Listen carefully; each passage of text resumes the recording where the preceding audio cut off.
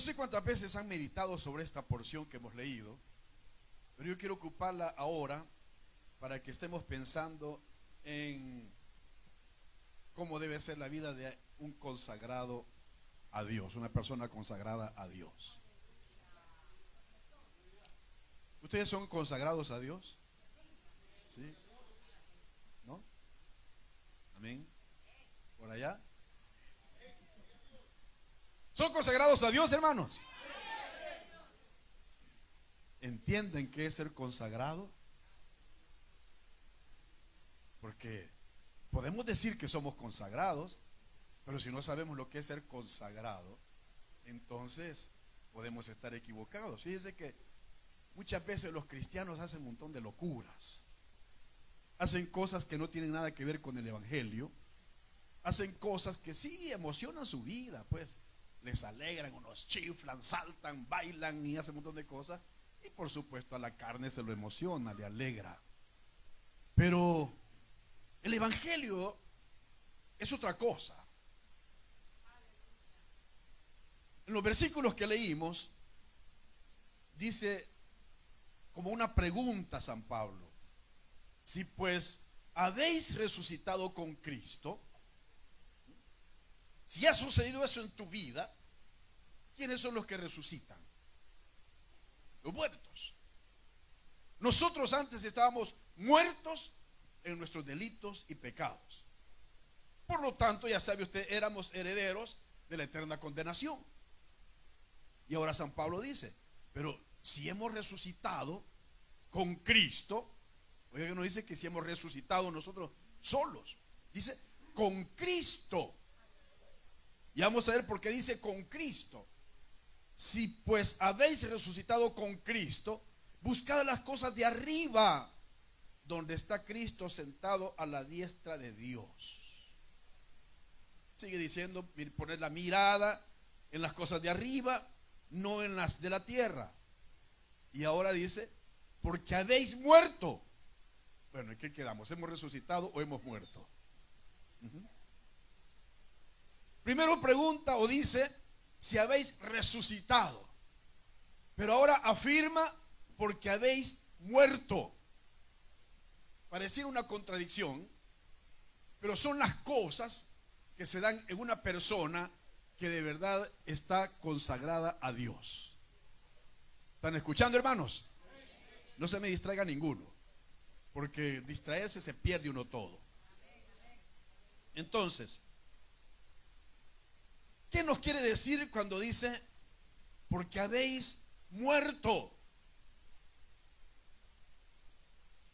Los días de lunes a viernes he estado estudiando en un programa que tenemos que se llama Ante el Trono de la Gracia, el libro de Levíticos. Es un libro que pocos cristianos leen, pero es un libro muy necesario, porque en todo ese libro sí nos habla de sacrificios, de holocaustos, de ofrendas, de, bueno, una serie de cosas que tenían que hacer los israelitas, pero que en cada una de esas cosas lo que está prefigurando aquello que está escrito allí precisamente es al Señor Jesús. Habla, por ejemplo, de holocaustos. ¿Qué es un holocausto? Un holocausto es un sacrificio que se hace, o se hacía, pero donde se debía matar un animal y luego debía consumirse ese animal. Debía quemarse de manera que no quedara ningún resto de ese animal. Por eso es que el sacerdote debía cortar en trozos pequeños ese sacrificio que se ofrecía, de manera que se quemara totalmente. Pues si se echa el animal de un solo para que fuera quemado, usted sabe, ya ha visto en algún lugar donde se quema algún animal, siempre queda algo. Y la idea es que como era un holocausto, debía destruirse, quemarse, aniquilarse todo el animal. No podía quedar nada. ¿Por qué había que hacer el holocausto? El holocausto, ¿saben qué representaba el holocausto? ¿No? I don't speak English. I speak Spanish. Holocausto. ¿Qué simbolizaba eso? cada persona, sobre todo el jefe de la familia, cada persona debía ofrecer un sacrificio. Pero si la familia era pequeña, podían compartir ese sacrificio con otra familia.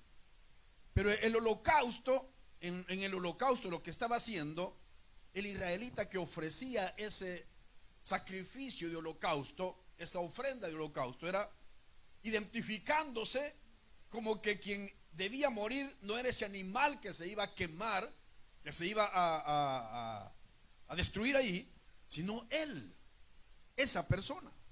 Entonces fíjense lo que tenían que hacer. Llevaban el animal, generalmente tenía que ser un carnero o una oveja. Entonces llevaban el animal y el que ofrecía el animal debía poner sus manos sobre el carnero y decir: Señor, te he fallado, he pecado contra ti, soy digno de muerte, porque la paga del pecado es muerte. Entonces quien tenía que morir era la persona. Pero ¿cómo se iba a matar? Pues si se mataba, de nada le servía, porque si iba en pecado iba a la condenación siempre. Entonces ofrecía en su lugar un animal inocente, un animal puro que le sustituyera.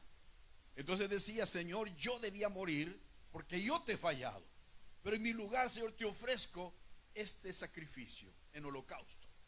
Ponía sus manos sobre el carnero, y entonces el sacerdote venía y degollaba al carnero para que se derramara su sangre, la cual era rociada en el altar del holocausto, y luego de ser rociada, el animal era cortado por el sacerdote en pedazos, iba poniendo pedazo por pedazo hasta que quedaba totalmente quemado, destruido aquel animal. No quedaba ni señas del animal. Con ese animal que se ofrecía, estaba pagando la culpa del pecador. Entonces, culpable de condenación por haber pecado. Entonces se ofrecía ese animal. Pero con eso no quedaba bien todavía, porque eso era una paga por su culpa. Pero todavía tenía la deuda del pecado. Debía ofrecer otro sacrificio, era otro cordero. Ofrecía ese cordero de la misma manera, poniendo sus manos sobre el cordero, el sacerdote repitiendo palabras también, y el sacerdote ocupando su oficio para degollar aquel animal y ofrecerlo. Eso sí, que ahí solo se le ofrecía al Señor la grosura del animal, lo gordito, eso que le da sabrosura al cordero. Eso es lo que al Señor siempre se le ofrece, lo mejor. Además de que para nosotros es dañino, la grasa es dañina, pero es bien deliciosa. Entonces al Señor no le hace daño eso. Le ofrecían eso que era lo mejor, y Él lo había pedido, ¿verdad? Y los sacerdotes podían comer de la carne de ese cordero. Del primer sacrificio no podían comer nada, tenía que ser totalmente quemada. Del segundo sí ya podían comer. Y luego podían ofrecer, esto era voluntario, otro cordero para estar en paz con Dios. Bueno, ya pagué mi culpa, ya también ofrecí otro para ser perdonado de mis pecados. Ahora quiero estar en paz contigo, Señor. Ofrecía otro cordero ya para estar en paz con Dios. Esa ofrenda ya era voluntaria, ya no era necesariamente que tenían que hacerla. Pero les narro todo esto así rápidamente para que veamos que Jesús, al morir en la cruz del Calvario, a veces lo vemos solo así nomás: sí, mi Señor, cómo sufrió, qué pobrecito, cómo lo torturaron. Pero no, como que no logramos ver que todo lo que padeció, que todo lo que el Señor sufrió, todo fue algo que también antes de alguna manera había sido prefigurado. Cada una de esas cosas era un tipo de lo que nuestro amado Señor Jesús iba a padecer, iba a sufrir por nosotros. Entonces, Jesús fue el holocausto por nosotros. Él murió y descendió hasta el Hades. Eso dice la Biblia. Descendió hasta el Hades para pagar nuestra culpa. Pero además de eso también, Él se constituyó en el Cordero de Dios que quita el pecado del mundo. pagó nuestra culpa, pero también pagó nuestro perdón. Entonces, gloria a Dios. Además de eso, Él es nuestra paz. Nosotros no estamos en paz con Dios porque somos buena gente. Usted no tiene ni siquiera cara tienen de buena gente. Sí, hasta le ve la risa, algo fingida, algo hipócrita. Si estamos en paz con Dios, no es porque somos buenos creyentes, no es porque somos fieles, no es porque no, yo oro, hermano, no, yo ayuno, no. Si estamos en paz con Dios es porque el Cristo de la gloria, cuando murió en la cruz, ganó nuestra paz para con Dios. Por eso, nuestro amado Señor, para que lo entendamos todavía mejor, al morir en esa cruz, fíjese, en Levítico dice que no se podía rescatar, no se podía conmutar el ofrecimiento de una persona que había sido consagrada a Dios. Todo lo que se consagra a Dios debe perecer, debe morir. Nosotros entendemos otra cosa por consagración. Yo estoy consagrado a Dios, hermano, aquí por eso hago esto, por eso hago el otro, por eso hago aquí.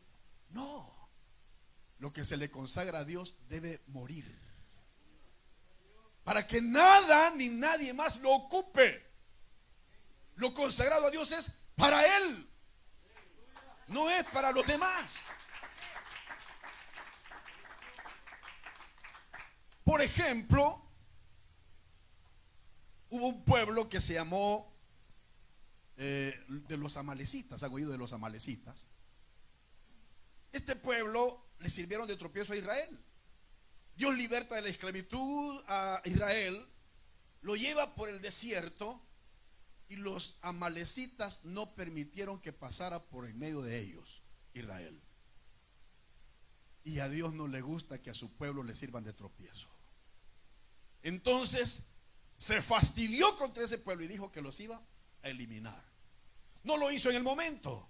Israel no iba preparado para eso. Venían de esclavitud, no tenían capacidad para guerrear, no llevaban espadas, iban más bien necesitados de fuerza. No tenían capacidad para pelearse con los amalecitas y hacer los pedazos. Pero el Señor guardó todo aquello y dejó pasar el tiempo hasta que ya estaban allá en Canaán, hasta el punto que llegó a ser rey Saúl. Y Saúl, en una de las cosas que Dios le pidió fue que subiera donde los amalecitas y que los matara a todos, que no dejara vivo a ninguno, ni a hombres, ni a mujeres, ni a niños, ni a animales, ni nada, que los matara a todos. Y Saúl va con esa visión, en esa misión, a matarlos a todos. Pero regresa, y cuando viene de regreso está el profeta Samuel esperándolo, y lo ve que venía con un montón de vacas, bueyes, animales, con toda clase de frutos, lo mejor por cierto, y encima de eso traían al rey de los amalecitas. ¿Cuál fue la orden del Señor? Que los matara a todos, porque Dios había consagrado ese pueblo para mostrar en ellos su gloria. Que Dios viera, que la gente viera más bien lo que Dios hace cuando la gente es terrible.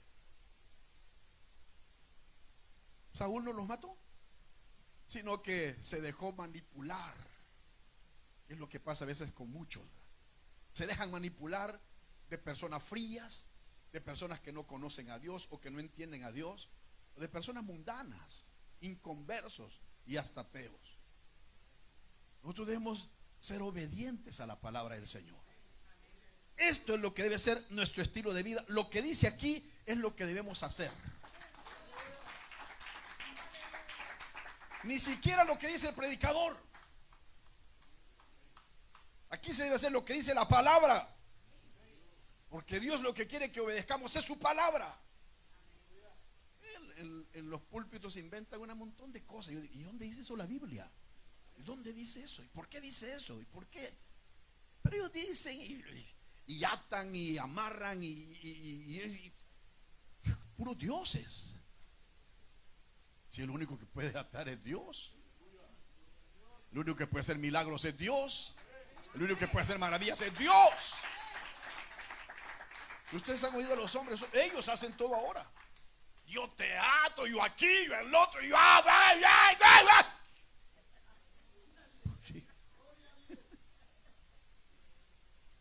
La gente hasta le tiene miedo a esas personas. No les tengan miedo. Dígale, perdón, ¿dónde dice eso en la Biblia?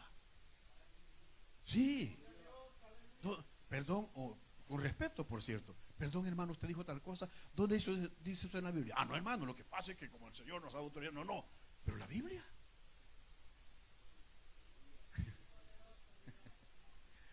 Nuestro estilo de vida debe ser la Biblia. Nuestra obediencia debe ser al autor de la Biblia, al Dios de la gloria. Entonces, Saúl, siendo israelita, no entendía eso. Y viene manipulado. Es que el pueblo me dijo que para ofrecerle al Señor, pues trajimos lo mejor. Lo que no servía lo dejamos. Hemos traído las vacas más gordas, los bueyes más gordos. Hemos traído las mejores ovejas, el mejor fruto. Y el animal ese que traía adelante el rey, que fue el primero que debió haber degollado, lo traía también. Y el Señor se fastidió. Hasta ahí llegó la unción del Señor para Saúl. Porque cuando Dios consagra algo para él, eso debe morir. Consagrar es como casi como maldecir. Es casi como declarar anatema. A partir de ahora eso es anatema. Nadie lo toque. A partir de ahora eso es, nadie lo toque. Yo me voy a hacer cargo. Jesús, hermanos, fue declarado maldición. No porque él era un maldito, sino porque está escrito que es maldito todo aquel que es colgado en un madero. Y dice la Biblia que Jesús se hizo maldición por nosotros. Y como se hizo maldición, es decir, se consagró a Dios. Estoy dispuesto a pagar el pecado de todos esos, a morir por eso, Señor. Yo estoy dispuesto a morir en lugar de ellos. El Señor puede haberle dicho, pero tú eres santo. ¿Y tú qué debes? Tú no tienes por qué morir. Yo no. Pero ¿y quién va a salvar a esas personas? ¿Quién va a hacer algo por ellos? Si yo no hago algo, todos se van para el infierno. No había ninguna manera de que un solo mortal pudiese llegar al cielo. Ni uno. De los israelitas, ninguno. Ni aquellos que fueron, digamos, mejores, como Abraham, que se señala como el padre de la fe, como Enoc, como Elías, como tantos de ellos, ni a pesar de que fueron mejores hombres que nosotros, no podían heredar el cielo. Para heredarlo, ellos tenían que cumplir aquellos rituales de ofrecer un sacrificio por sus culpas, ofrecer sacrificio por sus pecados, ofrecer sacrificios de paz. Y es más, sus pecados les eran perdonados por un año. Al siguiente año tenían que volver a ofrecer sacrificios por los mismos pecados. Mire cómo eran las cosas. Todos ellos tenían que hacerlo, pero todo el que lo hacía estaba de alguna manera teniendo fe de que un día el Señor iba a enviar aquel que iba a representar todos estos sacrificios, aquel en el cual se iba a cumplir la misericordia de Dios, el amor de Dios para salvación de los pecadores. Y creyendo en eso vivieron, ofrecieron los sacrificios. El que no lo hizo de esa manera se perdió. Y por eso es que en el desierto quedaron, bueno, cuántos miles y miles de personas, millones de personas quedaron en el desierto. Dice la Biblia que todos los mayores de 20 años que salieron de Egipto los mató el Señor en el desierto. Por incrédulos, por no haber creído en el Señor y no haber hecho las cosas como el Señor les había ordenado. ¿Cuántos se murieron después. Por eso es que el Señor ha hecho sufrir tanto a Israel con tanta esclavitud, esclavos de los egipcios inicialmente, luego de los medo-persas, de los babilonios, de los griegos, de los romanos, y bueno, siempre han estado acosados por no querer entender todo lo que el Señor les estaba enseñando en cada una de esas cosas, y que a fin de cuentas se cumplió en Jesucristo. Entonces Jesús se hizo maldición por nosotros, porque nosotros ya éramos malditos. Pues sí, si el alma que pecare esa morirá, ya es una maldición. Todos éramos herederos de la muerte, y no solo de la muerte física, de la muerte segunda, que es la condenación. Éramos herederos de eso. Y ahí es donde nosotros debemos valorar lo que el Señor hizo por nosotros. Él no tenía por qué morir en esa cruz. Él se consagró para salvarnos a nosotros. Pero ahora, ¿qué nos toca a nosotros? Si tú estás en esta iglesia, quiera Dios que sea porque Dios te eligió para ser salvo. Sí. Porque muchos llegan a las iglesias por cualquier razón. Por buscar marido, por buscar mujer, porque les ayuden en alguna cosa, por cualquier cosa. Se quedan pues, les gusta, qué bonito, son buenas personas, me gustó, desde que llegué me gustó, me atendieron bien, me ayudaron, y están en las iglesias. Hasta les dan privilegios, algunos hasta llegan a ser pastores, ministros de la palabra, sin haber sido escogidos por Dios, consagrados por Dios. Y la cosa está que por no ser consagrados para Dios, o ellos no entender que fueron consagrados por Dios para Él, después andar revolcándose en el mundo en fornicaciones, de lo que dice aquí, por no entender lo que es consagración. Si tú dices que eres consagrado a Dios, tú debes saber que ya no debes vivir para ti. Si habéis resucitado, pues, si naciste de nuevo, si has muerto, porque cuando nacimos de nuevo, nacimos del agua y del espíritu, pero al morir del agua y del espíritu también murió este cuerpo, esta carne. Para que lo entendamos mejor, San Pablo decía: ya no vivo yo, yo estoy muerto, Cristo vive en mí. Y lo que ahora vivo en la carne, lo vivo para aquel que sufrió y que murió por mí en la cruz del Calvario. Decía: con Cristo estoy juntamente crucificado. Oiga, él no murió ahí físicamente, pero sabía lo que Jesús había hecho. Al morir Jesús en la cruz, estaba muriendo por todos aquellos que íbamos a creer en Él. Entonces, si tú fuiste elegido por Dios, consagrado por Dios, consagrada por Dios para Él, entonces tú también, como Pablo, fuiste crucificado en esa cruz también. Jesús nos sustituyó. Es como, ¿qué se hacía con aquel cordero? No era el cordero el que tenía que morir, era el pecador, pero lo ofrecía en lugar de él. Este animal inocente lo ofrezco en lugar mío. Yo debía morir, Señor, pero te ofrezco este animal en mi lugar. Nosotros no morimos, murió Jesús. Y cuando lo recibimos como Salvador, o nos reconciliamos con Él, es como estamos diciendo: Señor, Él no debía morir, yo debía morir. Pero una vez más, Señor, me entrego. Es como que si te lo ofrezco en mi lugar al Señor, porque Él murió por mí, Él pagó por mis pecados. ¿Entiende eso, hermana? ¿Sí? Me estoy dando más o menos a entender.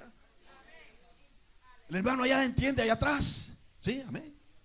Espero que se identifique conmigo, pues, porque cuando se me quedan callados, no sé si me están oyendo o me están...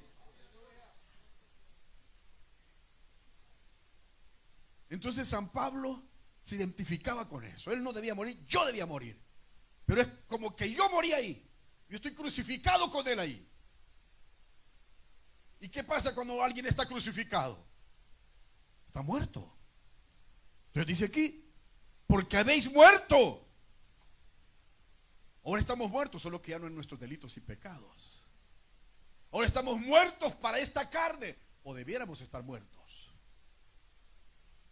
Por eso es que nos dice aquí en el versículo 5, haced morir pues lo terrenal en vosotros. ¿A cuánta gente le gusta la fornicación? Hay jóvenes que no esperan el matrimonio y caen en pecado de fornicación. Hay otros que ya tienen marido y mujer y no se respetan porque no entienden que están muertos y caen en adulterio, pasiones desordenadas, malos deseos, avaricia. Todo eso es idolatría. ¿La idolatría qué es? Aferrarse a algo, a lo que amas y no lo quieres dejar. No, es que no lo puedo dejar. Porque si en el mundo, por ejemplo, algo nos alcanzó, ahora en el Señor las cosas deben ordenarse, pues, y tener una vida agradable a Dios, para que todo lo que le ofrezcamos a Dios le agrade a Dios. De nada sirve todo lo que hagamos si lo que estamos buscando es salir felices nosotros.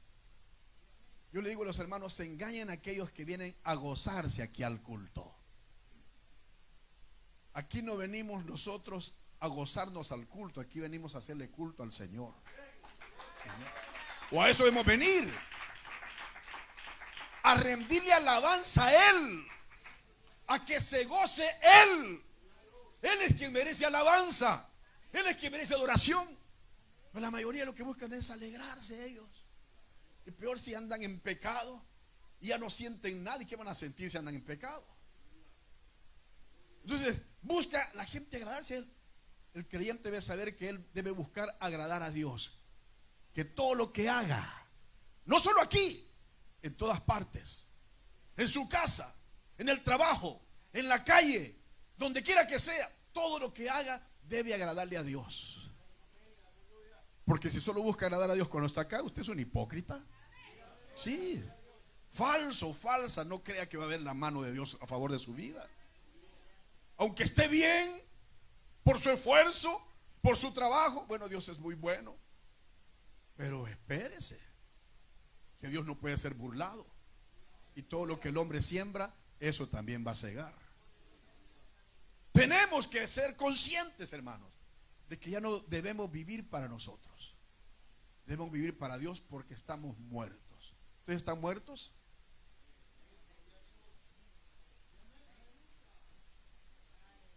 Uno, dos, tres. Los demás están vivos todavía. Les gusta la carne, les gusta el pecado.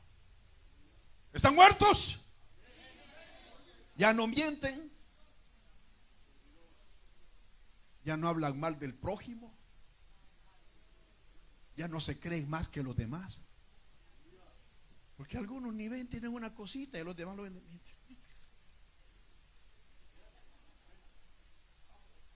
Dile que se quite, que se quite. Una media cosita tienen y se creen la gran cosa. Cuando el Rey de la Gloria se hizo pobre para enriquecernos a nosotros. Nosotros no somos capaces de compartir con los demás. Pero decimos que estamos muertos. ¿Ya no roban? Son fieles con sus diezmos entonces. Con sus ofrendas. Pues sí. Afuera quizás no roba, pero qué más ladrón que el que le roba al Señor. Me acuerdo de un evangelista chileno. O lo habían invitado a Chile más bien. Entonces mandaron a recoger a alguien, como me mandaron a recoger a mí. Lo mandaron a recoger al aeropuerto, al evangelista. Y entonces le dice el evangelista: una pregunta, ¿tú das tus diezmos? No, hermano, no, señor, no lo doy. Porque le quería llevar la maleta, ¿va? Entonces no me puede llevar mi maleta, le digo. Si tienes valor de robarle a Dios, me puedes robar a mí también.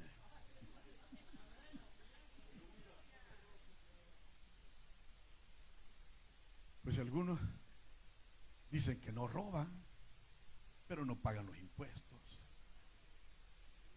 Se pelean con el dueño de la casa, llegan andan en los shopping centers o en los malls haciendo desorden, tiran las cosas y los dueños tienen que estar pagando personal para que anden ordenando otra vez las cosas que irresponsables botan, ensucian. Usted va a los baños, a uno ver, no quiere decir que todos los americanos son ordenados o aseados, pero uno va a algún restaurante donde son americanos, todo bien aseadito, bien bonito. Pero uno va a un restaurante donde van latinos, que cochinos. Los baños sucios, tapados, el papel lo botan así. Saben que sus hijos lo hacen, no les enseñan a sus hijos cómo serán en sus casas.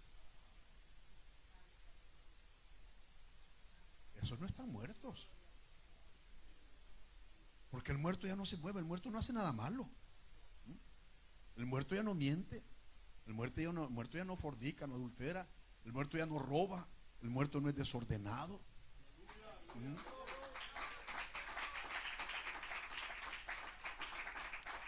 Y por eso San Pablo insiste: has muerto, porque habéis muerto. Entonces, si han muerto, ya no caigan en estos pecados, pues: fornicación, impureza, pasiones desordenadas, malos deseos y avaricia, que es idolatría. Y eso es como que son los pecados más groseros. Pero dice, pero ni siquiera esto tampoco. Pero ahora dejad también vosotros todas estas cosas: ira. Ya no se enojan ustedes, ¿no?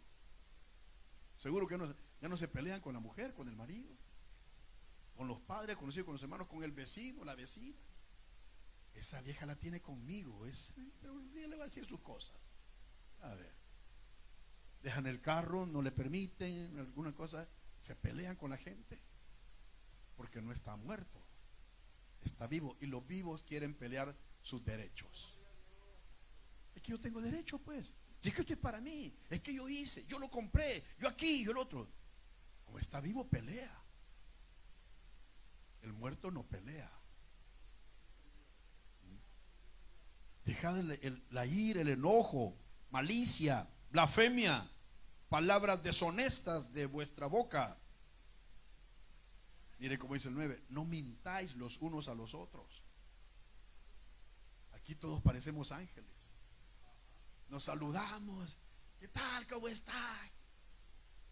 Cuando se despega la persona, esta vieja me cae mal. Y siempre me toca a mí. A mí me toca darle la bienvenida o saludarle, atenderle. Pues sí. Qué mentirosa, es falsa esa persona. Ya no mientan, sino que vistámonos del hombre nuevo, del espíritu. ¿Saben? Ser espiritual, ser consagrado es ser espiritual. Ya no vivimos para nosotros, vivimos para Dios. Nosotros estamos muertos. El que debe estar vivo en nosotros es Jesús. Y cuando está vivo Jesús, todo lo que hacemos es bonito. Nadie es espiritual porque canta. Todo el mundo canta. Nadie es espiritual porque ora.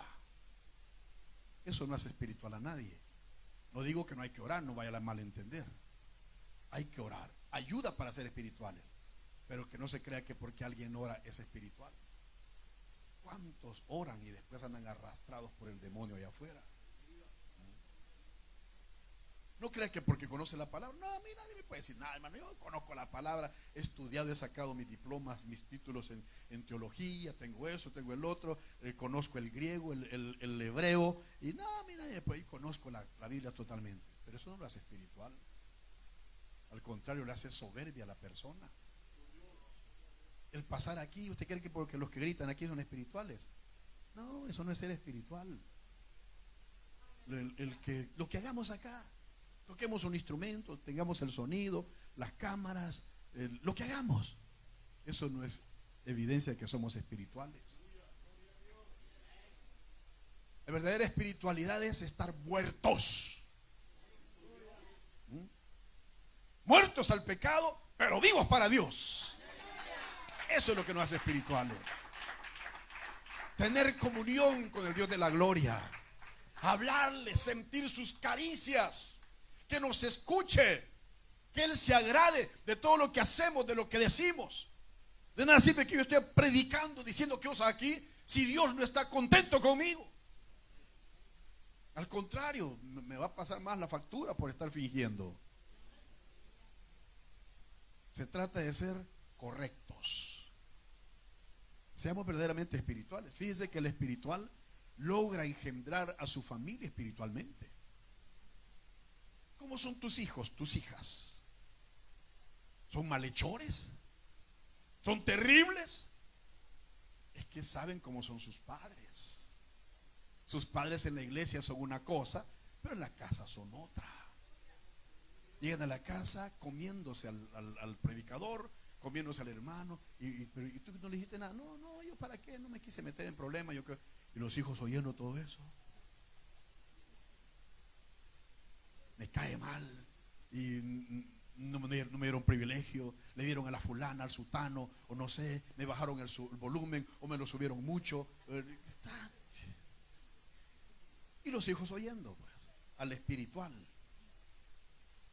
A ese que dice que está muerto, pero que está vivo para la carne. ¿Cuántos son espirituales acá?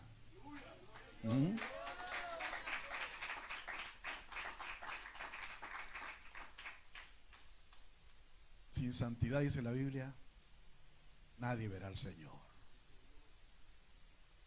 Y la santidad no son los vestidos largos. No digo que deben usar corto, no van a decir, pues no, me refiero que puedes usar vestidos largos, pero tener un corazón más terrible que a saber qué. La santidad es tener mente pura, tener un corazón puro, porque a esos son los que escucha Dios. ¿Quién entrará a tu santuario? El limpio de manos y puro de corazón, el que no ha engañado, el que no ha hecho cosas malas. Ese es espiritual. Así es que Dios nos ayude a todos, hermanos. Que Dios les ayude a ustedes que se quedan acá. Sean sinceros con Dios. Siendo sinceros con Dios, serán sinceros con la gente. Pero si no son sinceros con Dios, ¿qué van a ser sinceros con la gente? Como el Señor dice, ¿cómo puedes decir que amas a Dios a quien no has visto? No amas a tu hermano a quien sí ves. Seamos sinceros con Dios. Amémoslo de corazón. Hagamos todo para la gloria de su nombre. Donde quiera que sea, lo que sea que tengamos que hacer, hagámoslo para Dios, no para mí. Es que yo quiero sentir al Señor. No, déjalo a Él. Es que déjalo a Él. Tú hazlo para Él, Señor. Aquí está, para ti, Señor. Levanto mis manos para ti, Señor. Canto para ti, Señor. Y Él se va a hacer cargo de lo demás. Cuando tú le das a Él, Él te va a dar también, pues. Va a decir, eso, hijito, así quería que fueras. Todo lo que has hecho hasta ahora, ¿cuánto te has perdido? Así quería. Hoy te bendeciré. Y vas a ver que lo demás ya no va a ser fingido. Ya no va a ser emoción. Porque muchas cosas que se hacen en la iglesia son pura emoción. Y la emoción no alcanza para vivir la vida. La vida es terrible, es difícil. Y solo se puede vivir siendo genuinos, espirituales, temerosos de Dios, porque Dios está con esos.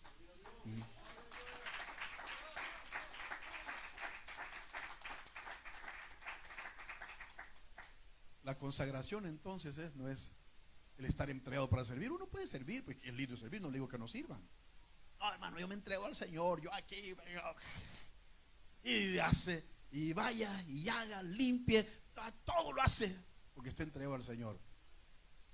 Pero eso no es evidencia de ser consagrado. La consagración es estar muerto, porque lo que se consagra, lo que Dios se le consagra a Dios, eso está destinado a morir. ¿Me lograron entender eso? No van a salir diciendo otra cosa. Porque a veces con estas cosas algunos interpretan: el pastor dijo tal cosa. Nosotros éramos malditos antes. Dios en Cristo nos bendijo y cambió nuestro destino de condenación y nos dio salvación.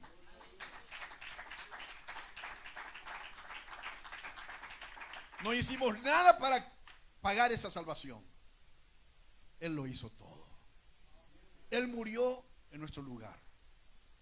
Ahora nosotros lo que hacemos es reconocer ese sacrificio, recibirlo en nuestro corazón genuino, arrepentidos, porque no es solo de recibirlo. La gente que va a recibir a Cristo debe reconocer que es un pecador, una pecadora.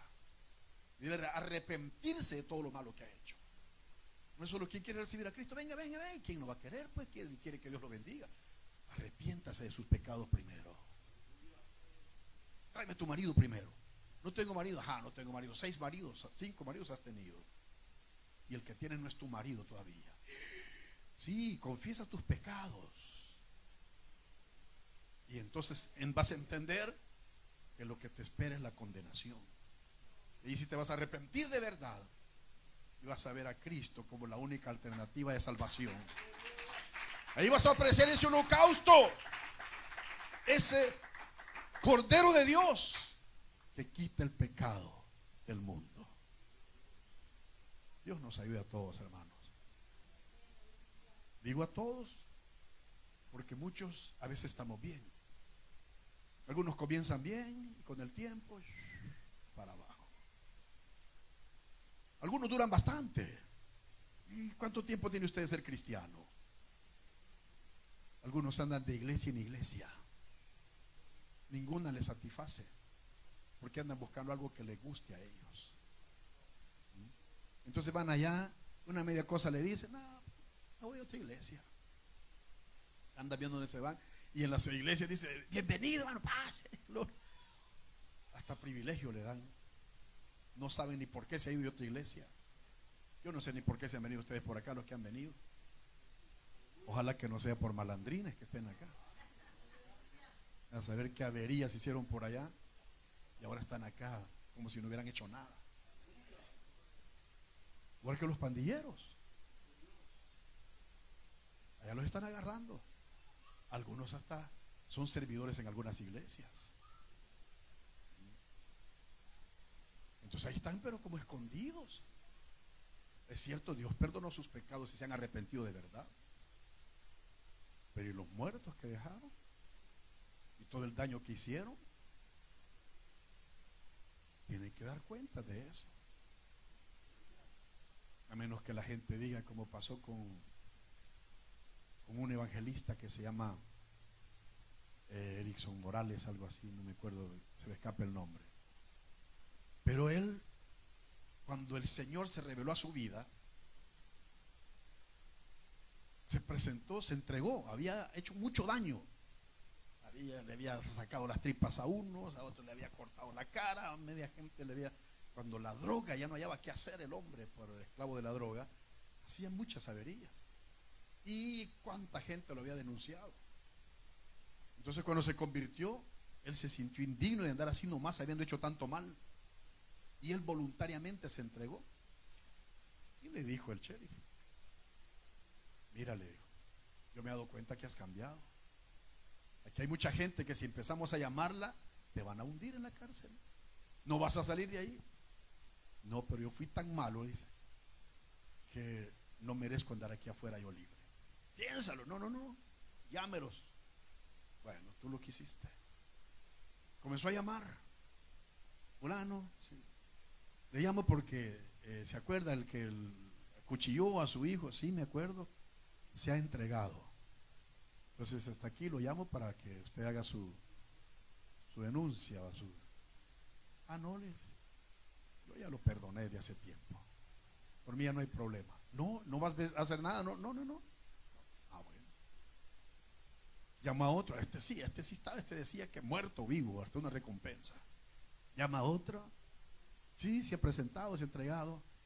Entonces, sí, no, déjelo. Y así con todos los que llamó. Dios lo perdonó, pero la gente a la que les hizo daño también. Pues ahora sí podía andar libre. Pero lo contrario, como andar libre a alguien que ha hecho mucho daño. Como dicen algunos, tiene que pagar también el daño que le ha hecho a la sociedad. Eso no quita que Dios ya lo perdonó. Dios perdona los pecados de los hombres, pero las circunstancias las vamos a cegar siempre. Por eso hay que andar en el Espíritu, para que nunca hagamos nada malo. Dios nos ayude a todos, hermanos. Oremos.